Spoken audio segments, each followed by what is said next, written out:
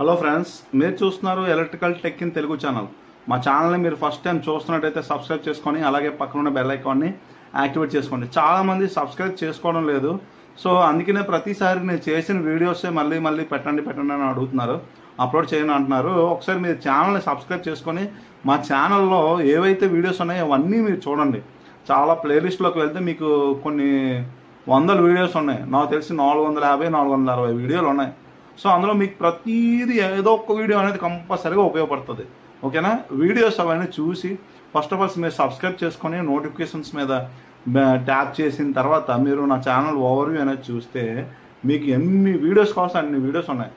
So మీరు చూస్తున్న కొద్ది ఇంకా చూడాలని అనిపిస్తుందో లేదో మరి నాకు తెలియదు. మీకు ఇంపార్టెంట్ వీడియోస్ ఏవైతే ఉన్నాయో అవి మీకు దొరకవచ్చు అందులో. అందుకోసమని మరీ చెప్తున్నాను. సో ఈరోజు మన టాపిక్ వచ్చేటప్పటికి, ఇప్పుడు మనం 3 ఫేజ్ ఇండక్షన్ మోటార్స్కి లోడ్ అయితే చెక్ చేస్తాం కదా. సో ఎలా చెక్ చేస్తాం? క్లాంప్ మీటర్ని యూజ్ చేసుకొని లోడ్ అనేది చెక్ చేస్తాం. సో క్లాంప్ మీటర్ అనేది యూజ్ చేసుకుని లోడ్ చెక్ చేసుకున్నప్పుడు మనకి ఒక ఫేస్ ఆర్ ఫేస్ వచ్చేటప్పటికి 9.5, వై ఫేస్ వచ్చేటప్పటికి 9.2, బి ఫేస్ వచ్చేటప్పటికి 10 amps. సో ఇది అన్బ్యాలెన్స్డ్ లోడా బ్యాలెన్స్డ్ లోడా అనేది మనకి చెప్పండి అని చెప్పేసి ఒక అతను అడిగారు అనమాట. సో అన్బ్యాలెన్స్డ్ లోడ్ అంటే ఏంటి, బ్యాలెన్స్డ్ లోడ్ అంటే ఏంటి? సో మనందరికీ తెలుసు, ఏదైనా 3 ఫేసుల్లో లోడ్ ఏదైతే ఉందో అది సమానంగా లేదనుకోండి, దాన్ని మనం అన్బ్యాలెన్స్డ్ లోడ్గా మనం చెప్పుకుంటాం. సో ఇక్కడ మనకు వచ్చేటప్పటికి ట్రాన్స్ఫార్మర్స్కైనా మోటార్స్కైనా సమ్ అన్బ్యాలెన్స్డ్ లోడ్ అనేది ఏంటంటే, ఏదైనా లోడ్ ఆ యొక్క పర్టికులర్ ఈక్విప్మెంట్ రేటెడ్ కెపాసిటీ కంటే 10% ఎక్కువగా ఉంటే దాన్ని మనం అన్బ్యాలెన్స్డ్ లోడ్ అని అంటాం. ఓకేనా? సో ఉదాహరణకి మోటార్ తీసుకోండి. మోటార్ రేటెడ్ యాంపరేజ్ కంటే 10% ఎక్కువగా ఉంటే దాన్ని మనం అన్బ్యాలెన్స్డ్ లోడ్గా కన్సిడర్ చేస్తాం అనమాట. సో ఇక్కడ మనం అన్బ్యాలెన్స్డ్ లోడ్ బ్యాలెన్స్డ్ లోడా అని మనం ఎలా తెలుసుకోవాలి అంటే, దానికి ఒక క్యాల్కులేషన్ అనేది ఉందన్నమాట. ఓకేనా? సో ఇప్పుడు మనం ఏదైతే ఉందో మోటార్ యాంపరేజ్ ఏదైతే ఉందో డ్రా చేస్తుందో, ఆర్ ఫేస్లో ఎంత డ్రా చేస్తుంది, వై ఫేస్లో ఎంత డ్రా చేస్తుంది, బి ఫేస్లో ఎంత డ్రా చేస్తుందో దాన్ని మనం రికార్డ్ చేసుకొని ఆ యొక్క యాంపరేజ్ని బేస్ చేసుకొని మనం ఈ యొక్క అన్బ్యాలెన్స్డ్ కరెంట్ని మనం ఫైండ్ అవుట్ చేయొచ్చు అనమాట.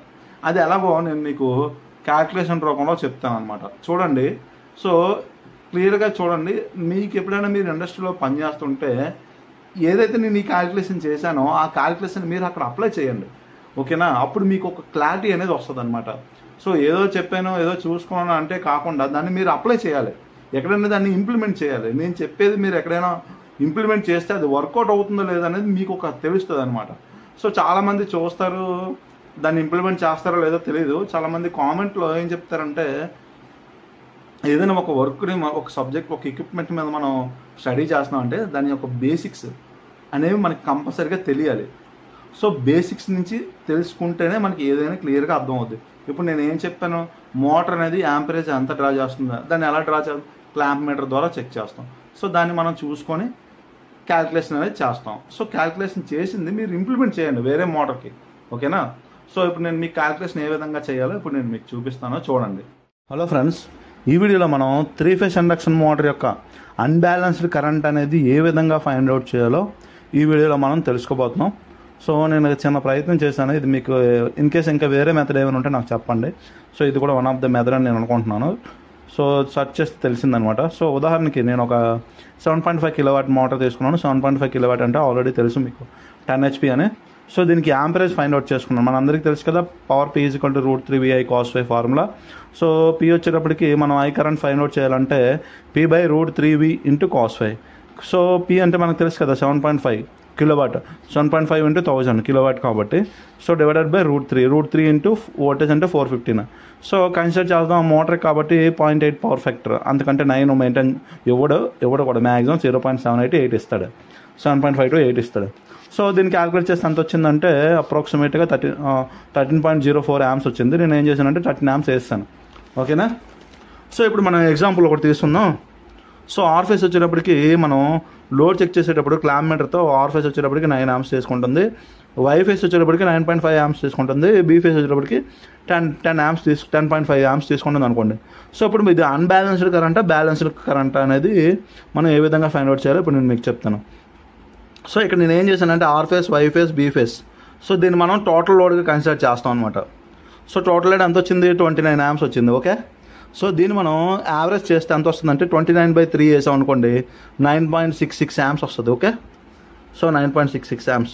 సో ఐ యావరేజ్ ఏం చేశానంటే 9.66 అంటే 9.66 అంటే 66 వేసుకోండి, నేను 67 వేసాను, 66 తీసుకోండి. ఓకే, సో మ్యాక్సిమం 67, సో మామూలు 67 వేసుకోండి.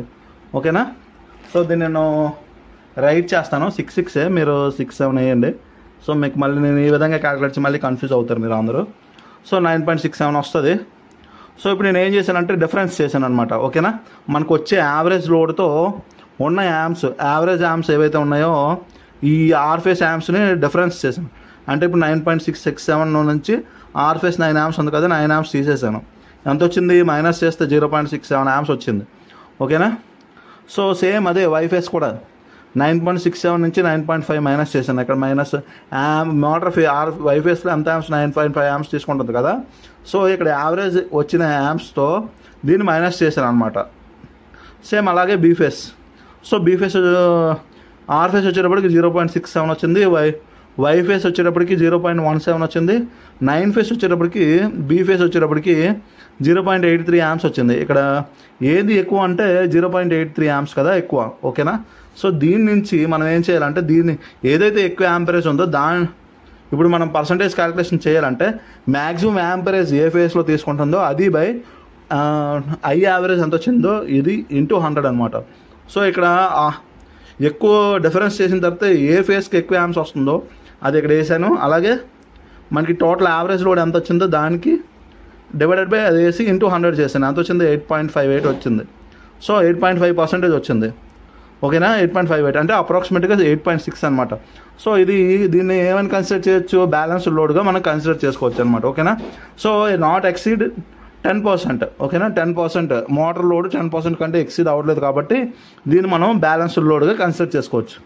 ఓకేనా, ఇది క్యాలిక్యులేషన్. ఓకేనా, వీడియో నచ్చితే లైక్ చేయండి, షేర్ చేయండి, సబ్స్క్రైబ్ చేయండి. Thank you.